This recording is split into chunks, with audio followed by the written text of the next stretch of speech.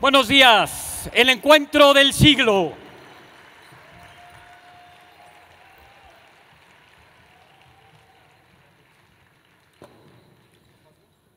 Please sit down. Take a chair.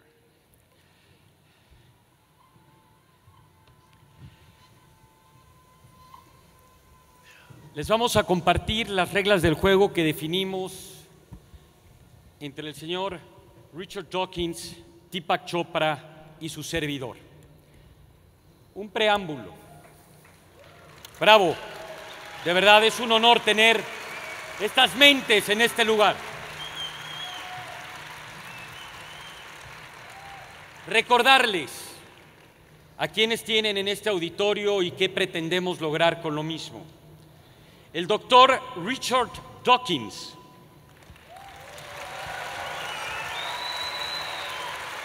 si pueden prender un poco las luces para que pueda ver tanto Richard como Deepak el auditorio que tienen. El señor Richard Dawkins escribió uno de los libros que han impactado más a la humanidad, El gen egoísta, y de igual manera El espejismo de Dios, más muchísimos otros libros que han vendido más de 2 millones de copias en inglés y está publicado en más de 30 idiomas. Este año,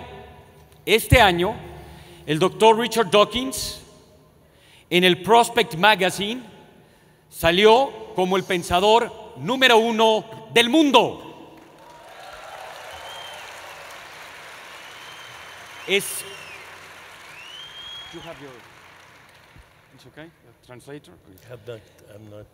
Es galardonado, además fue galardonado con la medalla de plata de la Sociedad Zoológica de Londres y por supuesto es miembro exclusivo de la Real Sociedad de Londres, Fellow of the Royal Society.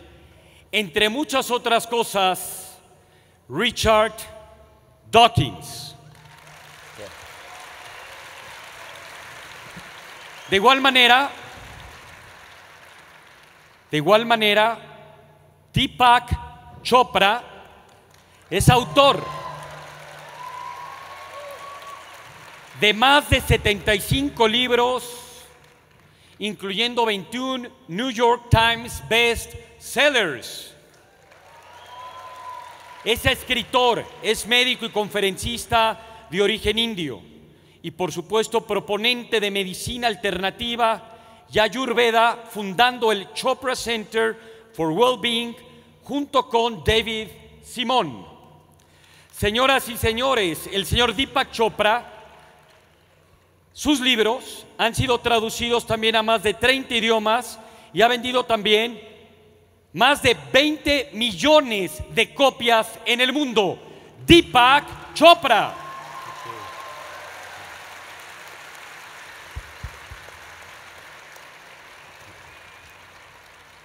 Para lograr este encuentro tuvimos muchas reuniones en Londres, telefónicas, desde San Diego, y llegamos a los siguientes acuerdos desde hace más de 8 meses que empezó esto. Primero, esto no es un debate. This is not a debate. It's a dialogue. Es un diálogo, es un encuentro. Queremos conocer a profundidad qué es lo que se opina y lo que se piensa sobre 3 temas fundamentales. El primer tema es si realmente el universo tiene un propósito, si hay un para qué en la vida, si hay un sentido, o si por supuesto lo contrario es lo correcto, que no hay ningún propósito, la vida es la vida, la evolución es la evolución. Tema número 2, si la religión es buena o mala para la humanidad. Y tema número 3, la relación entre ciencia y espiritualidad. ¿Existe una física cuántica dentro de la espiritualidad y por lo tanto la espiritualidad es parte de la ciencia? ¿O eso es una charlatanería y la física cuántica ha sido abusada, mal interpretada y mal expuesta por la gente que cree en esta conciencia y en esta espiritualidad? Con base en estos 3 temas, tanto Richard como Deepak propusieron preguntas. Las preguntas de Deepak se encuentran aquí, las de Richard se encuentran aquí.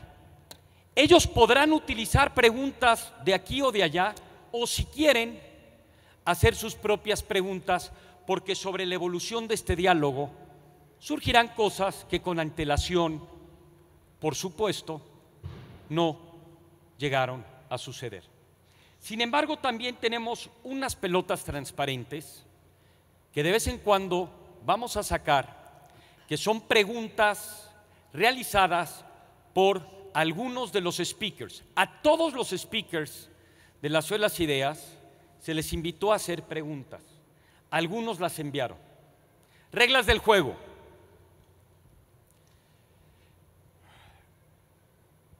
Deepak Chopra, después de definirlo con antelación, inicia y propone, al haber ganado el volado, que el señor profesor Dr. Richard Dawkins le haga la primera pregunta.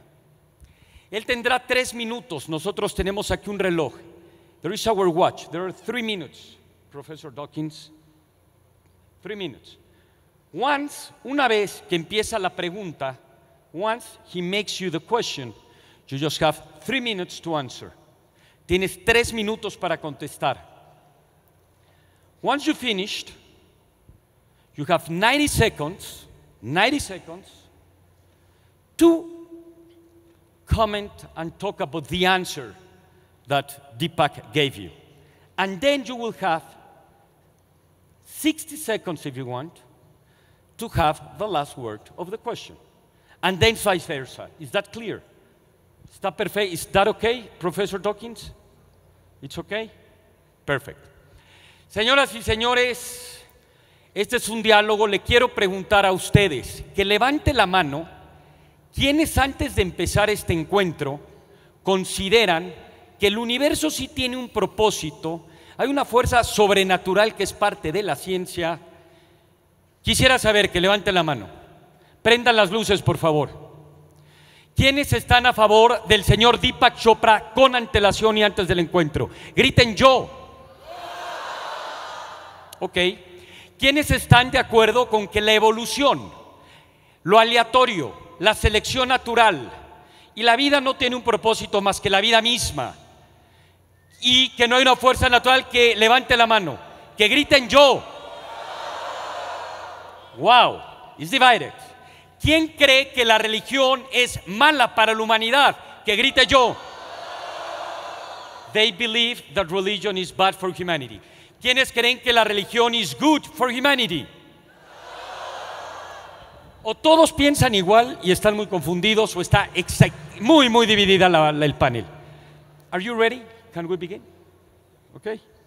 So, Richard, we will begin with you. Would you like to use one of these balls, or would you like to make your own questions, or one of the questions that you wrote?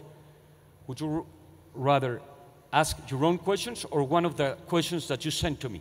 Well, what about the white questions? Okay, we will begin. Él quiere al juego, al riesgo, al riesgo. Dawkins dice, yo quiero una pregunta de alguien que no conozca.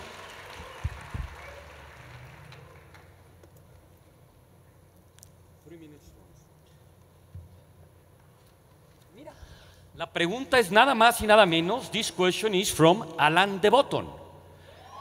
Wow. En español se las digo y ahora en inglés. ¿Alguna vez es suficiente? En inglés, is it ever enough simply not to believe? What else can one believe in? ¿Alguna vez es suficiente simplemente no creer? ¿En qué más puede uno creer? Let me see the question. I didn't hear what. Is it ever enough simply not to believe? What else can one believe in? Please.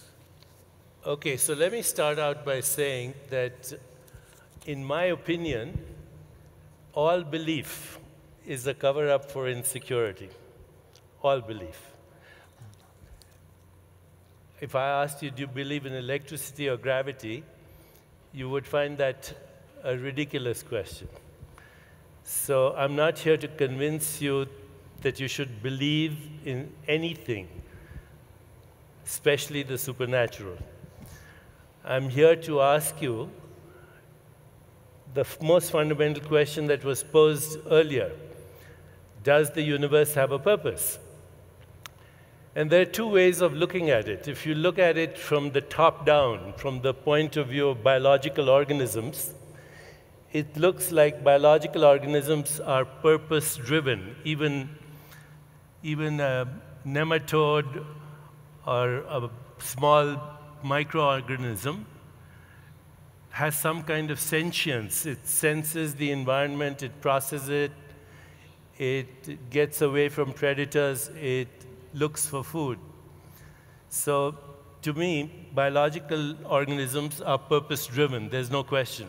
In the human nervous system, that takes on questions like, do I have a soul? Does God exist? What is the meaning of life? Why is there a universe? Why is there awareness? Is there truth, goodness, beauty, harmony? Is evolution merely random mutations and natural selection? Or could there be other factors? Could it be guided by awareness and behavior? These questions occur to human beings. But I would say all organisms are purpose-driven. Now, when you look at this from the bottom up, from the point of view of individual particles coming out of the so-called quantum vacuum, there seems to be no purpose. It seems to be totally random for the individual particles that emerge from the infinite void, you might say, purposely, without purpose. But when you look at the sum total of their activity, you have a universe. You have constants that fine-tune the universe to be what it is. You have precise laws of nature which make sense to a rational human being. So I think even from the bottom up, I'm compelled to say that there's an organizing intelligence, there's a deeper consciousness that throws out this universe at the speed of light. Sorry, from nothing. Dr. Chopra. Time is over. Thank you very much. Un aplauso, por favor. So now, there is no question but that... you have 90 seconds, please. There is no 90 segundos en el reloj. There is no question, of course, but that individual organisms, nematode worms, birds, kangaroos, anything you like, behaves as if they have a purpose. You described apparent sentience on the part of worms. They react to stimuli, they approach things. Individual organisms, animals, plants, bacteria, all behave as if they have a purpose. That's precisely the problem that Darwin solved. Why do living things look as though they've got a purpose? Darwin showed showed the answer to that problem was evolution by natural selection. But that's a very, very different matter from saying that the universe has a purpose. This is a complete confusion of scale. Individual organisms have a purpose for reasons we understand very well, Darwinian reasons, but that is 100 miles, 1,000,000 miles from saying that something like the universe has a purpose. Purpose came into the universe late. It came into the universe late after the Darwinian process had got going, had produced nervous systems, had produced brains. Brains are things that have purposes. Brains have purposes. Brains, in the case of human brains, make machines which also have purposes. But that's the correct understanding of purpose. To push purpose back to the universe itself is to make a complete confusion.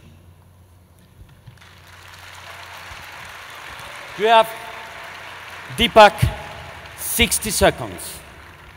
I think the confusion is because Dr. Dawkins looks at biological organisms as separate from the universe and not as activities of the universe.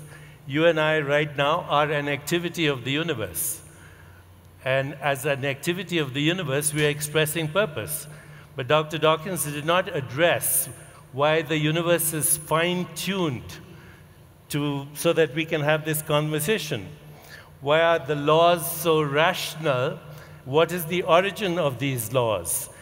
To bypass that, we would have to propose 10 to the power of 500 universes that randomly arise from nothing. Not only is the universe arising from nothing, but this nothing seems to be the womb of creation, where nature goes to the same place to create a galaxy of stars or an electrochemical impulse in your own neural networks. Thank you very much.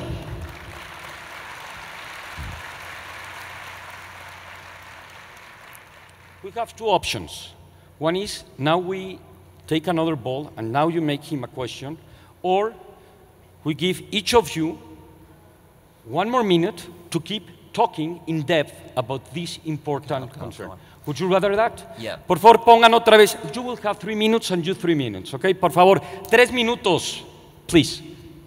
The issue of the fine-tuning of the universe, of course, is a completely different one, and it's a very interesting one which we can talk about. However, that was not what you were originally talking about. You were originally talking about the apparent purposefulness of living organisms, which is striking. I mean, it's a very, very important aspect of living things. That's why we needed Darwin to explain it. Darwin did explain it. Darwin explained how, starting with no purpose at all, nothing that you could call purpose, the laws of physics, working through this remarkable process called evolution by natural selection, gave rise to cells, to nerve cells, to nervous systems, to brains, to the illusion of purpose. Well, indeed, the very genuine purpose, because in living things, purpose is a very genuine phenomenon. We understand how it happened because of evolution. Now, to go back to the universe is another matter entirely. And now you've changed the subject and talked about the alleged fine-tuning of the universe, which is a very important and interesting question, one that is the province of physics. You and I are both biologists, not physicists, but we can have a go at talking about it. Some physicists have alleged that the fundamental constants of the universe are very fine-tuned, such that if any of them were any different, the universe would not come into being the way that it is, and we wouldn't have stars, we wouldn't have galaxies, we wouldn't have chemistry, we wouldn't have life, and we wouldn't have us. Some physicists dispute the alleged fine-tuning. Other physicists say that we don't yet understand enough about physics in order to know where those fundamental constants come from. Yet other physicists still talk about a multiverse in which there's a very large number of universes, and most of those universes do not have the physical constants tuned in order to give rise to us, but a tiny minority do, and by the anthropic principle, we clearly have to be in one of those universes that does have those properties. 3 minutes is an absurdly short time in which to talk about this, and it wasn't the original question, but perhaps we can come back to it on with a later discussion. Muchas gracias. Dr. Chopra, he just wants to use 2 minutes. You have 3 minutes like he had it. Okay. Whatever you want. But so Dr. Dawkins, you and I are both have biological backgrounds, and we have both dabbled a little bit in quantum physics. I have to say that my current book is co-authored by a chaired professor in genetics and neuroscience at Harvard. I am writing and have papers accepted in professional journals on quantum biology and neuroscience, and I can give you the citations later. But there's a school of scientists who believe that if you look across the universe, it shows the following properties: sentience at all levels. By sentience, I mean the ability to sense information, process it, and come up with an intelligent response. Complementarity at all levels, which means that the universe is empirical, but most of it is actually non-empirical, non-observable. It is wave-like. When you don't know where these waves are, they'd have no units of mass and energy, and it is particle-like, which have units of mass and energy. So it gets weird at this level. but it also seems to be self-organizing. It seems to be self-regulating. It seems to be self-evolving. It's an evolution. Of course, I'm not arguing with you that Darwin is right or wrong. I think Darwin made the most major contribution that we can have to our understanding of the evolution of species. But that's not the question. The question is, does evolution itself have a purpose? And I think, yes, evolution has a purpose. It's evolution itself. Evolution is guided by awareness, by consciousness, and the purpose of evolution is maximum diversity, because that's what we see in the universe. And what we experience as perceptual phenomena are not fundamental reality at all, because every species has its own perceptual experience of the universe. These scientists that I work with say that awareness is a singularity, perceptual experiences are many, and the evolution of species is actually the evolution of consciousness to express itself as multiple observers, multiple modes of observation, and multiple objects of observation. We are the eyes of the universe looking at itself. This brain is the observation deck for the universe to experience itself. That's the purpose.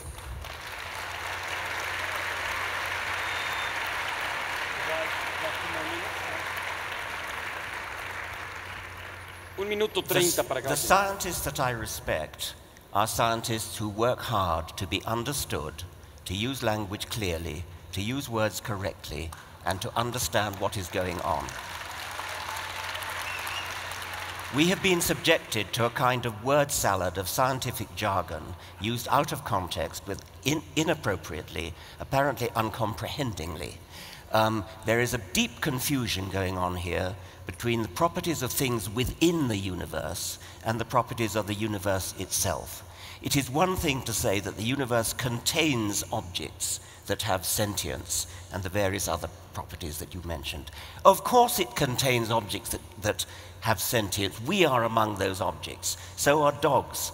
So are chimpanzees. The universe contains sentience. The universe is not sentient. This is the one thing, Deepak, you seem not to understand. You're constantly confusing explanations at the level of what goes on inside the universe with the universe itself. It's not enough to say the universe contains sentience, contains purpose, etc., and say, therefore, the universe is sentient, the universe is purposeful. Evolution, you say, has a purpose, diversity, because what we see is diversity. Of course what we see is diversity. That's the consequence of evolution. But you mistake when you think that evolution is driven towards it. Time is over. How much time do I have to respond? How much time? So, 1:30 minutes and we, please, 1:30, it's your turn. So Dr. Dawkins, I would like to remind you that ad hominem is a logical fallacy, and that's Science 101. You should know that. Ad hominem means talking about a person This is my turn to speak, sir. Okay? You accused me of jargon. You accused me of misusing language. How many people understood what I was saying? You're lying. Okay? Now, I just came back from a conference on science and non-duality where there were over 300 scientists, biologists, neuroscientists, etc., who totally get this language. So just because it sounds like jargon to you doesn't mean it's jargon. You know, when a doctor speaks to a patient, the patient thinks the doctor is speaking jargon. When a mathematician speaks to people who are not mathematicians, this is an evolving science, sir. We do not know the answers to the two most fundamental questions of existence.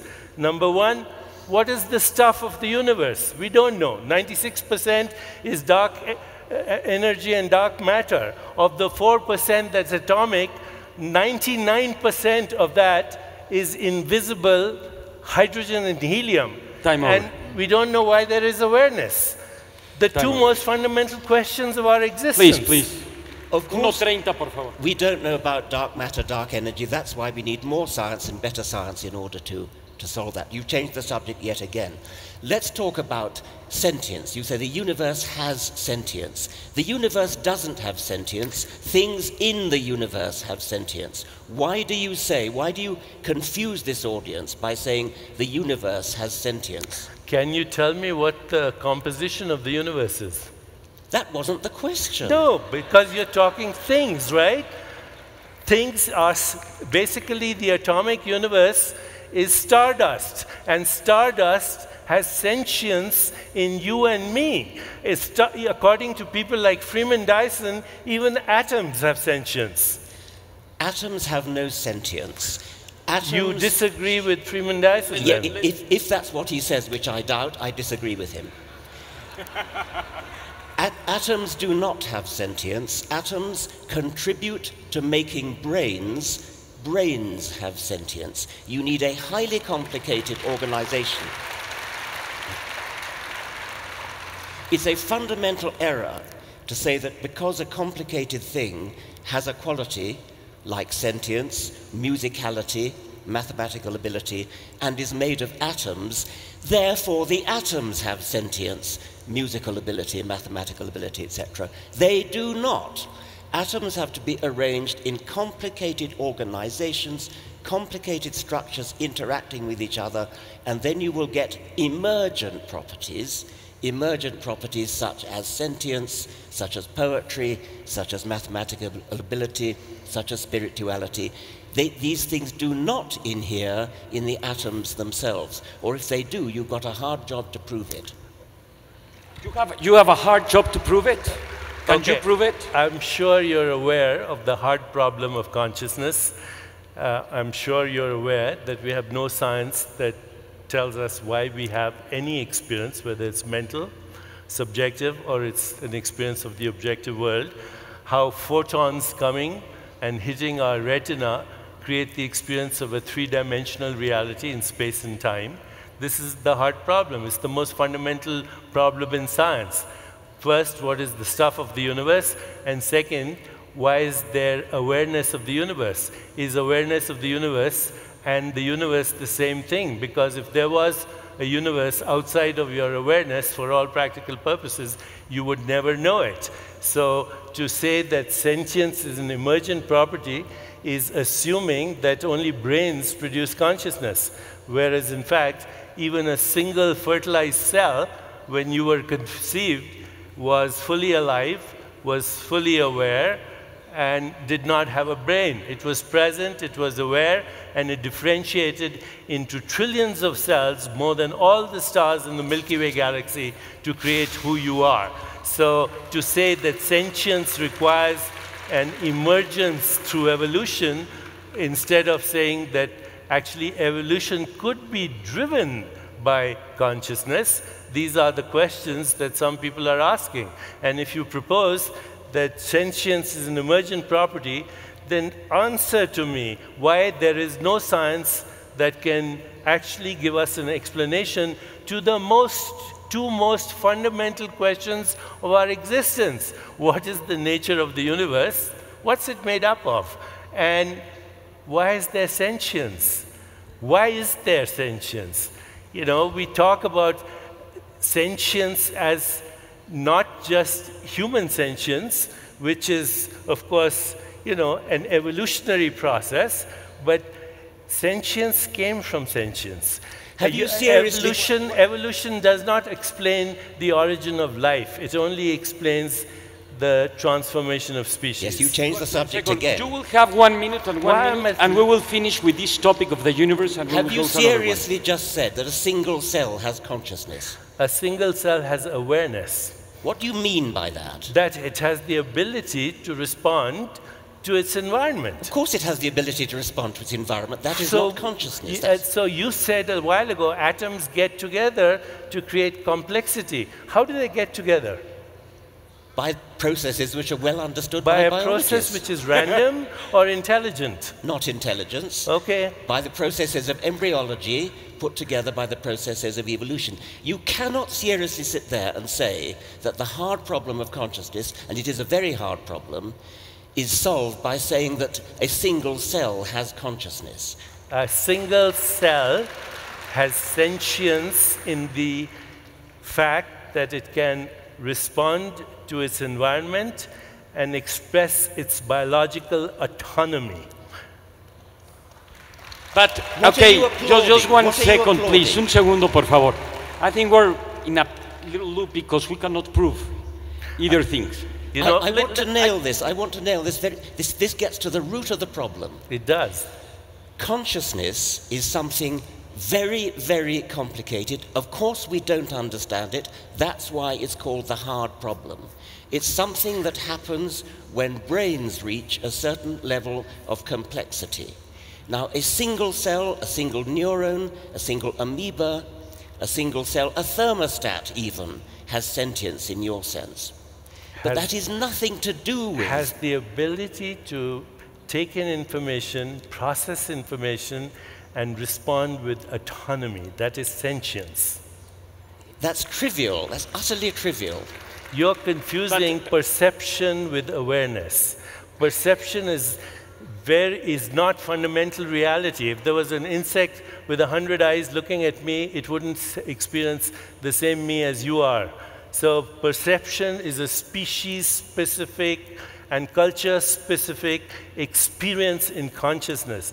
It has nothing to do with fundamental reality, the awareness that differentiates into what we call, in us anyway, cognition, perception, imagination, insight, intuition, creativity, choice, freedom, the desire for meaning, purpose.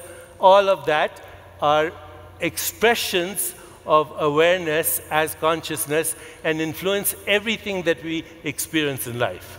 You think a single cell has that? And you think A a single cell has a rudimentary form of awareness. Do you think And an we atom has that? Sorry? Do you think an atom has that? According to Freeman Dyson, yes. Freeman Dyson says an atom has awareness. Yes, sir. Check it out. Señoras y señores, un aplauso para los dos. Check ¡Qué it out. extraordinario! Also, Deepak, 1 second, please. At the end, the problem is that we cannot prove it very well, and we'll talk about it in that, but just 1 second. Changing a little bit about the topic, the second box of our dialogue has to do with science. I have been very surprised that you, for example, you mentioned, well, both of us, we share the same background in biology, in medicine, in science. The question is, how come that you share the same scientific background and you differ so much? My question is, are there two types of science? Or he went to a school that it was not really a very good school, or you went to the wrong school, or what's going on here? Or there is a physics quantics for you and for... Please explain me, how could you share this background? Would you like to go first, or you want me to go first? 3 minutos, por favor. My attitude to science is that we are fundamentally trying to understand how things work. Science is very difficult. It's very difficult to understand how things work. The hard problem of consciousness has been mentioned, the problem of the origin of the universe, the problem of the origin of life, the problem of how life has this uncanny appearance of being designed, the size of the universe, the scale of the universe, how embryology works. These are all deeply difficult questions. They require hard scientific work, and in all cases, I think I'm right in saying that scientific work consists of explaining complicated things in terms of the interactions of their parts or of simpler things. So we always try to explain complex things in terms of simpler things. We do not resort to magical language. We do not snow our audience with highfalutin sounding words that don't actually mean anything. We use words that actually have meaning. We use expressions that can be tested. We work hard at understanding the universe in terms of its component parts. We don't invent superarching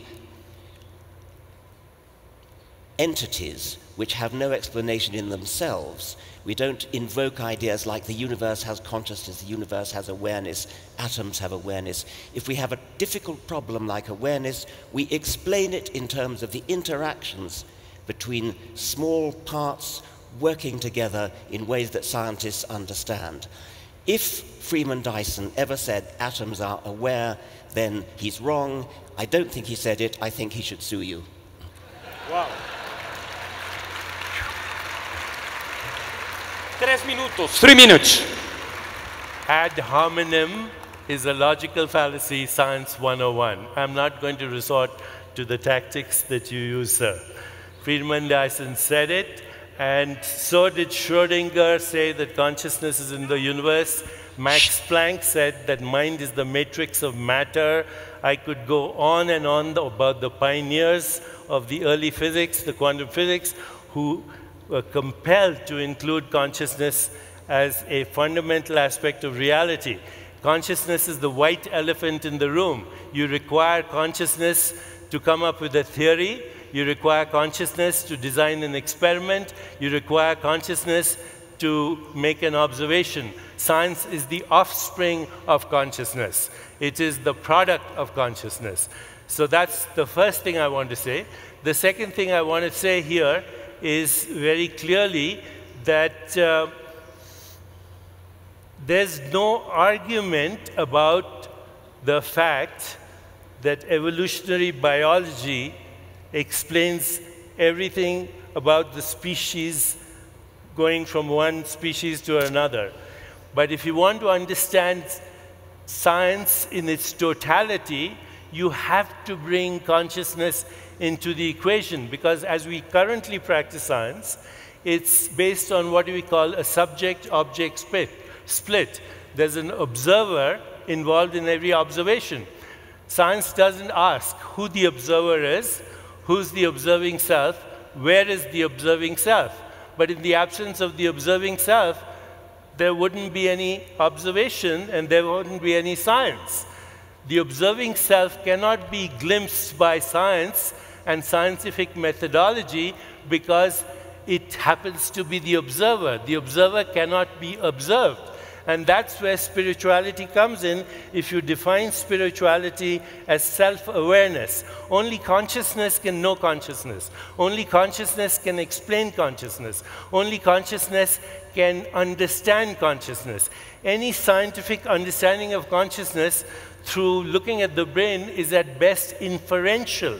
You're looking at correlations of experiences in consciousness through objective means. So I think science is incomplete as a way of understanding fundamental reality. It's based on a fragmented view of reality.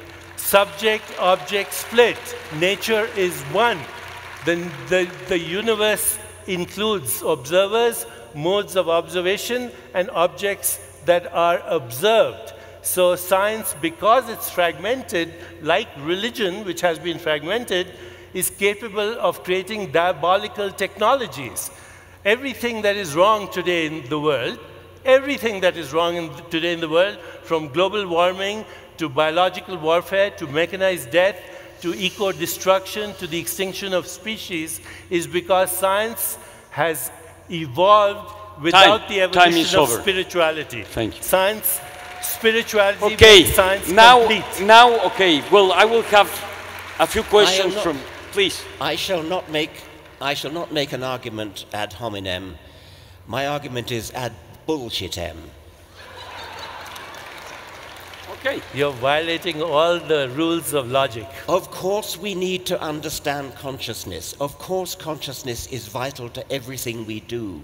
Consciousness is something we are all aware of, is something profoundly difficult to understand. It's something that science desperately needs to understand. That we can surely agree upon. That does not mean the universe is conscious. That does not mean any of the things you've just said. It means that consciousness is a subject which is worthy of scientific exploration. proper scientific exploration, which means understanding consciousness in terms of nervous systems, possibly in the future in terms of computers, because it's conceivable that computing machines may reach the stage of complexity and organization that they too will experience subjective consciousness. But whatever experiences subjective consciousness is going to be complicated, is going to be a very large organization of lots of small parts interacting together in very complex ways. An atom will never be conscious, nor will a single cell. So may I ask you a question? Have you ever engaged in self-reflection or self-awareness? Have you ever experienced transcendence? Have you ever questioned if perceptual reality is different from fundamental reality? Have you ever questioned the idea that science does not examine reality but creates models of reality? Have you ever thought that if computers will explain consciousness, have you ever thought who will design those computers and where will those computers be conceived and constructed? If you have never experienced a fundamental, unique experience that has existed throughout history, through antiquity, it's called transcendence. It's experiencing the self. And it's the knowingness that the self of the individual is the self of the universe. I'm not talking this, creating this language by myself. This is the perennial philosophy that Aldous Huxley spoke about. It's what Gottfried Leibniz spoke about. The sages of the Upanishads spoke about. The transcendentalists like Emerson and Thoreau spoke about. But if you have never had the experience of what people call non-symbolic awareness, okay, we have your question. You have no what right about to comment on science being a complete Deepak way to understand reality. Okay, the question is there. I have experienced plenty of things which could be called transcendental. I've experienced the feeling of almost mystical wonder that I get when I look up at the stars, look up at the Milky Way, contemplate the galaxies receding from us, listen to a Subt quintet, read a sonnet of Shakespeare. These are all things which only a human mind is capable of doing. So may I ask you? Okay, sorry. Only a human mind is capable of doing that. And a human mind is capable of doing those things because the human mind has been put together in the brain as a highly complicated organization that has evolved over some 4 billion years of evolution, putting together nervous systems. It is a stunning achievement of evolution to have put together the human brain that is capable of being moved by such things. I yield to no one in my capacity to be moved by what you call the transcendental. What I do not do, however, is to indulge in mystical nonsense about it being there before there were brains or the equivalent of brains. Wow. Okay, now, 1 second. I want to ask him you one have question. the question. Okay, so I'm going to... Okay. I understand that you've had those wonderful experiences. Have you had the experience of gratitude? Have you experienced epistemological humility? Have you experienced reverence for life and for existence? And if so, was it your neural networks manufacturing those experiences, neurochemicals manufacturing their experiences, or was there a deeper, intelligent, organizing consciousness that was influencing the behavior of those neural networks? How much deeper do you want? How much deeper do you want? Answer me, sir. Have you experienced reverence? You have asked me, have I experienced gratitude? I experience gratitude. Gratitude to nothing in particular, but I feel gratitude. I feel all those things that you say. And I do not yield to you in my feeling of the depth of which it is, the depth of understanding that we have yet to fathom, yet to plumb, in order to understand what's going on inside the human brain. Who's boggles we? my Who's mind. We? Who's we? The scientific community. The scientific community. Yes. Driven by mechanistic neural networks and chemicals? Yes, and let's belittle mechanistic neural networks and chemicals. They are Well, very, then tell very me how complicated. they produce consciousness. I don't know. That's why we're working on it. You don't know either. No, wait. You say you don't know, but you totally dismiss mystical experiences or experiences that have existed for thousands of years, subjective, but nevertheless symbolically present in every tradition of the world, where people have experienced what I would call non-symbolic awareness, non-dual awareness, subject-object confluence, unity consciousness.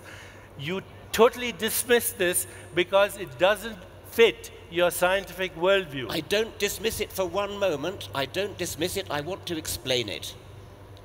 Who wants to explain it? Just let him finish. I want to explain these experiences. Who's I? I want science to explain it. When you say I, who do you mean by I? Science, in this case. So I is science. No. That's just a dishonest, that's dishonest. It's... Please. I, as a scientist, want the scientific community to understand these wonderful experiences that mystics throughout the ages have experienced, and I believe that I've experienced something similar. I believe that you have experienced something similar. They need explaining, and they will be explained, if ever, in terms of brains. That's a promissory note. It is. In this economy, don't trust a promissory note. It is a promissory note. And then nothing to be ashamed of. So you have extreme confidence in the way we do science. You're not open to a consciousness-driven science, a consciousness-based science. I don't know what that would even mean. An observer-based science. Observer-based science is another matter, of course. Science is necessarily observer-based. Well, observer is consciousness. We need to... Isn't the observer... You don't have a monopoly of consciousness. We all have consciousness. Okay. We're trying to explain Un aplauso para los dos. Wow. Vamos a ir a otro tema. We're going to another topic. We have talked a lot about consciousness. Probably have... Now I would like to ask you, Deepak, and then Richard, we have been talking a lot about, in Mexico and many places, that if we assume that there is this consciousness, we can work with this energy. And we have written a lot of books about it. And that you could actually attract things or make things happen. And there is a purpose, but there is also an intention. So my questions to you, and then I will make a question to Dr. Dawkins, is if you can really make this change and this energy to have a direction, how come you cannot change his direction and you cannot change the direction of a lot of people from here? What is the problem with this energy that you are not attracting to make things happen the way you understand the world, because there is a way to do it? We are all conditioned by the hypnosis of our childhood and conditioned by society, by ideologies, by religion, by history, by economics, and the prevailing scientific paradigm to look at the world in a certain way. And you asked the question, intention. I would ask, what's the origin of intention? Okay? Do you believe in free will, sir?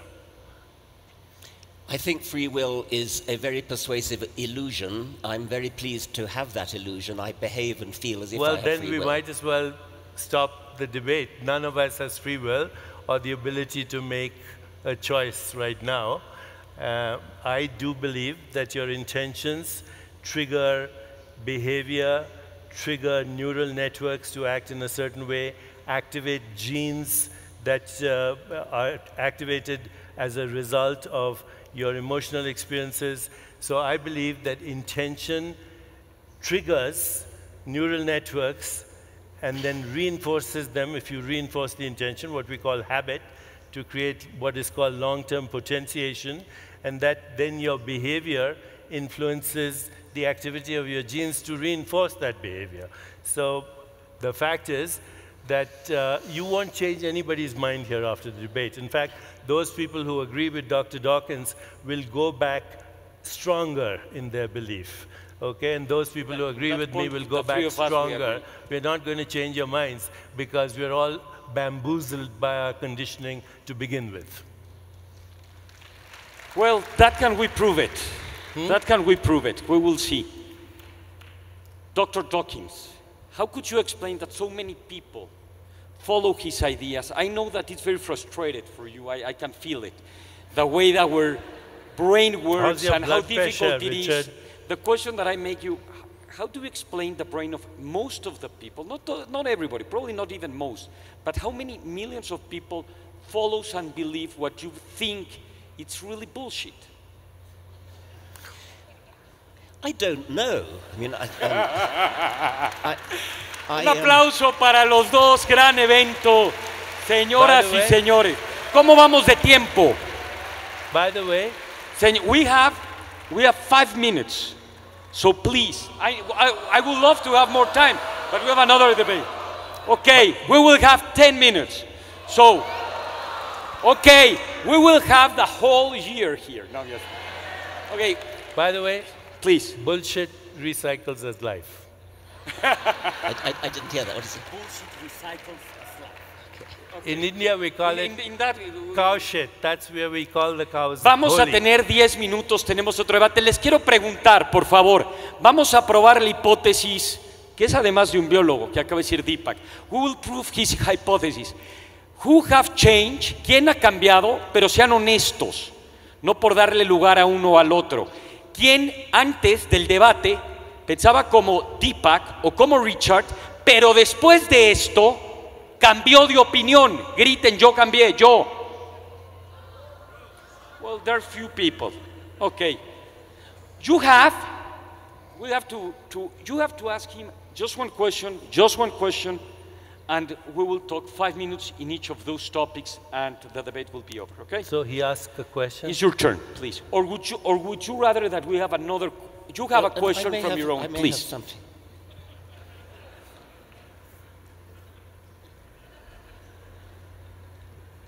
Still learning my way around this. Okay, this is a quote from Deepak. It's an interesting one. Evolution doesn't simply, this is from your book with Mlodinow.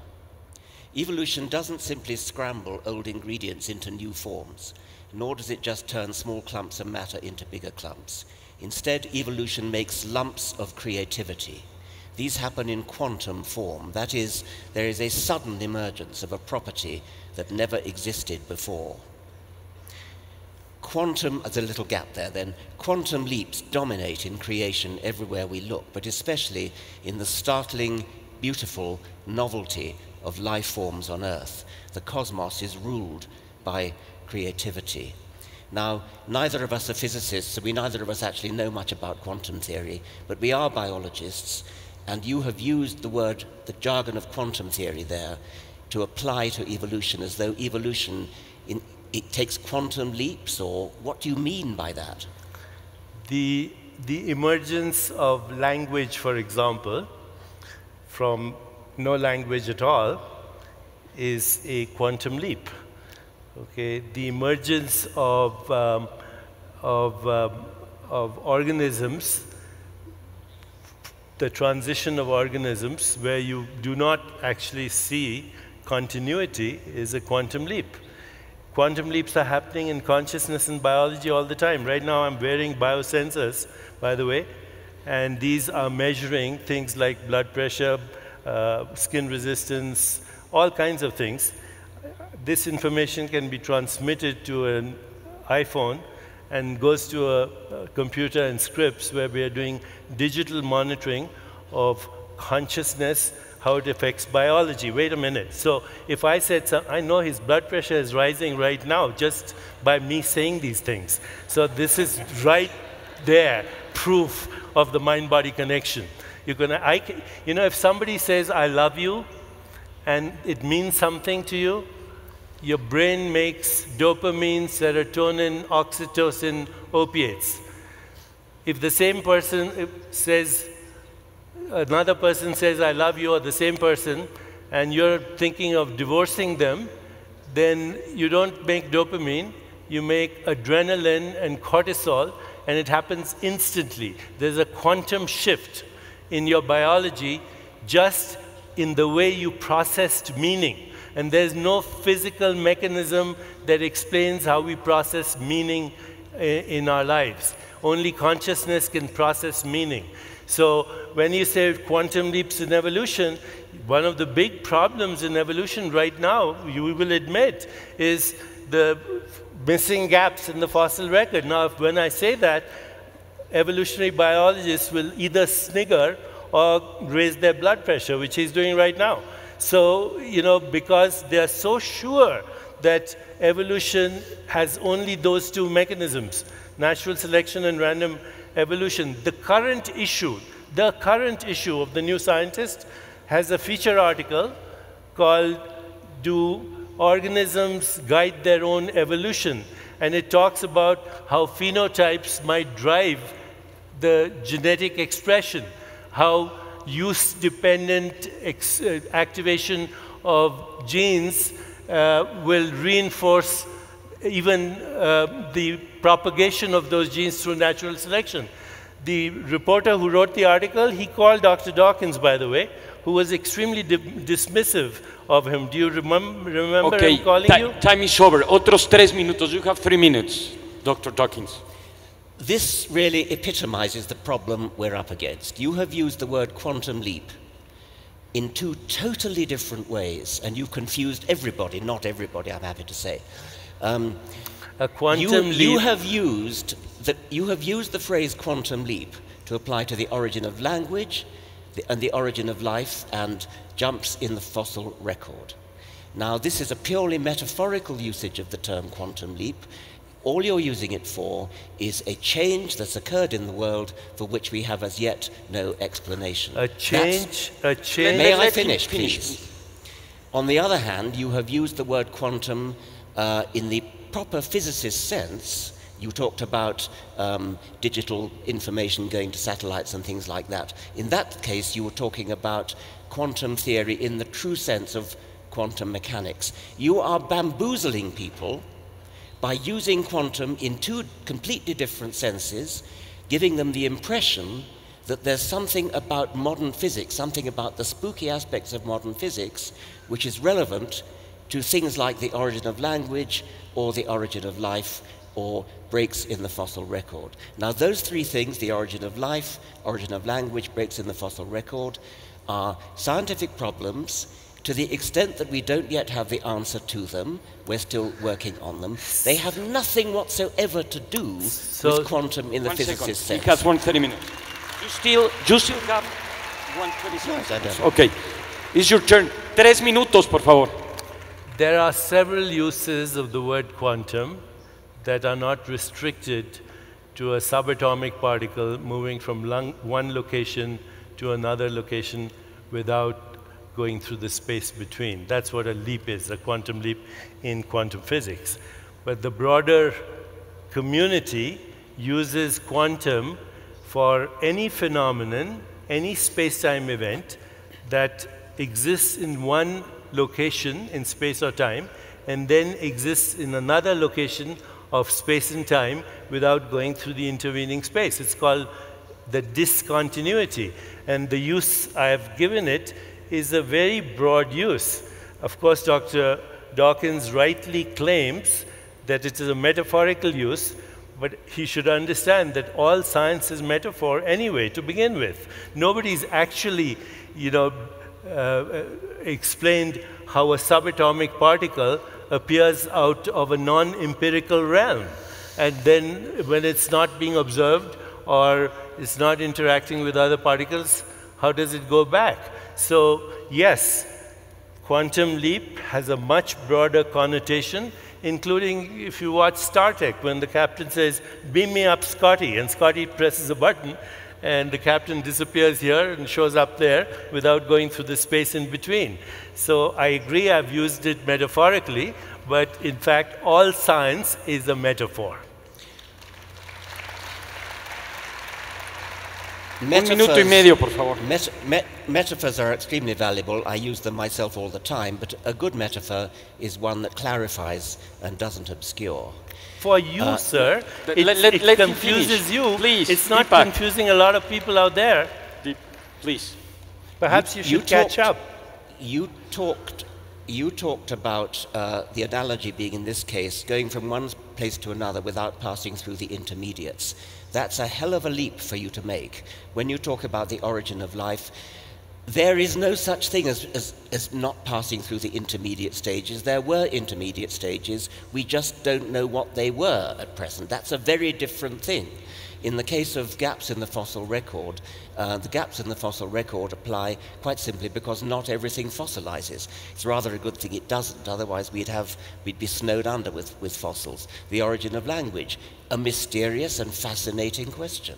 We don't know what the intermediate stages were, but we're absolutely sure there were intermediate stages. There were intermediate stages in all three cases. Now, it is true that in everyday language, in the English language, we do use the phrase quantum leap to mean something rather vague, but we don't bamboozle audiences by deliberately confusing that with a modern physics explanation which everybody, including you and me, finds hard to understand. Incidentally, because I was coming here and because I've been heavily criticized by the mainstream scientific community for my book Quantum Healing, including by Dr. Dawkins, I just, out of curiosity this morning, went to Google to look at the reviews of quantum healing when it first appeared in 1988. And there's a really good review, guys, in the New England Journal of Medicine of that book. Okay? So, again, Dr. Dawkins would like to check it out, just like he wants to check out Freeman Dyson, because it doesn't appear with his worldview. I have just had a paper accepted in a journal called Neuroquantology with 2 quantum physicists, including a chaired professor in a university in California. It's going to appear in December 25. I have written papers on quantum consciousness in the Journal of Cosmology, a special edition that was edited by Sir Roger Penrose. So, you know, I am not that loose with my language. I know when I use metaphor, and I know when I use it Deepak, accurately as well. Thank you very much, Richard. Thank you very much. Let me just share very few things with you. We have been, actually, we're almost running out of time. It's pretty interesting that in the side of science, we still have a lot of questions, and we know that we have to have a curious mind, think about it, but we don't have all the answers, and this is the scientific mind. In the other hand, as we can see with the spirituality, probably in this side of the spectrum, he or somebody or many people have found or discovered many answers that scientists are still looking for. And probably the reference that Deepak put to support his work are the same that will support him or vice versa. And at the end will be a loop. And we have been talking around all this time into 2 big questions: the purpose of the universe, the awareness of the consciousness, the methodology that science uses, the methodology that spiritual people uses, and also we have talked about 2 kinds of sciences in a way. We share the same background, but we differ in all the results and the outcomes. The only question that we didn't answer, and we just have 2 minutes or 3, but I think it's also a very important topic for this day, it has to do with religion. And this will be the last opportunity to say something because it was part of the agreement. The big question was, is religion good or bad for humanity? And I know it's a very big question for 3 minutes to answer, but I don't want to leave this auditorium without having the chance to listen to your opinion. So we will begin with you. 3 minutes. Is religion good or bad? It's neither, and it's both. Religion, like any institution, has succumbed to cronyism, power-mongering, influence peddling, corruption, bureaucracy, and all the things that happen with organizing any activity. Is it good? Well, people have had religious experiences throughout the ages, which include transcendence, epistemological humility, reverence, gratitude, the feeling and emergence of Platonic qualities like truth, goodness, beauty, harmony, understanding that there is evolution in the universe.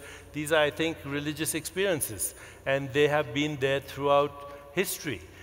There is also, through religious experience, a shift in identity from personal identity to a broader identity that allows those people who have that experience to overcome their fear of death, to lose their fear of death. And there is, again, what I said, this deep humility and gratitude and reverence for the mystery of our existence. That's the religious experience. Now, of course, it can be corrupted, and people go to war and kill each other and do all kinds of abysmal things in the name of God and the name of religion. But that doesn't mean that the religious experience itself is invalid. Does science have good or bad aspects to it? A fragmented science, in the absence of evolutionary changes in our spirit or consciousness, creates the technologies I mentioned. You know, mechanized death, global warming, climate change, extinction of species, extinction, risking our own extinction. So I believe that we do need a broader science that accommodates spirituality, the spiritual experience, so we use what we know from science wisely, so that we can make the best use of scientific technologies. But I do say that science will never give us the answer into the meaning of our existence, into why there's a universe, why there is consciousness. Only consciousness can experience consciousness. That's why we need spirituality.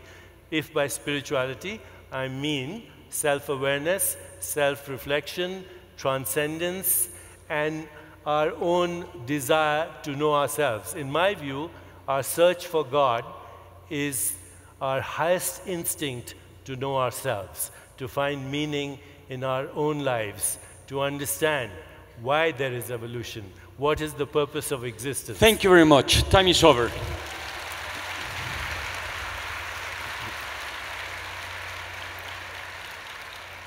The question is not whether individual people who happen to be religious or who happen not to be religious are good or bad. The question is whether religion itself is. I think there are aspects of religion which are bad in themselves. I think that the idea of blind faith, believing something without evidence, and sheltering behind the right to hold faith, such that you can justify doing bad things because your religion, your faith tells you it's the right thing to do.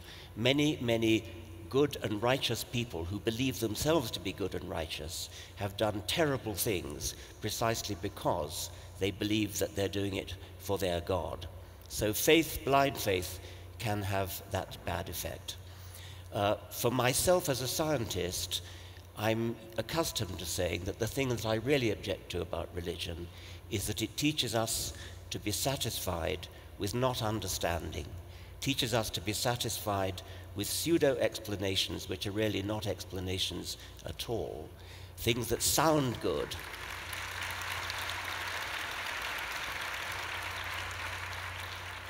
Things that sound like an explanation but which really aren't, which appeal to the emotions but don't actually explain anything. So I think that religion in that sense can be the enemy of science, the enemy of truth. But this evening I'm reflecting more that what may really be the enemy of truth and the enemy of science is willful obscurantism, whether it comes from religion or not. Wow. Can I say something? Sure. I just want to thank Andres Romer and Dangerous Ideas for bringing together this meeting, which would have never happened were it not for his effort. This is a once-in-a-lifetime meeting because I'm sure that Dr. Dawkins and I have no intention of meeting again. Wow! Por favor! Levántense todos, un stand ovation, señoras y señores. El encuentro del siglo. Fotografía.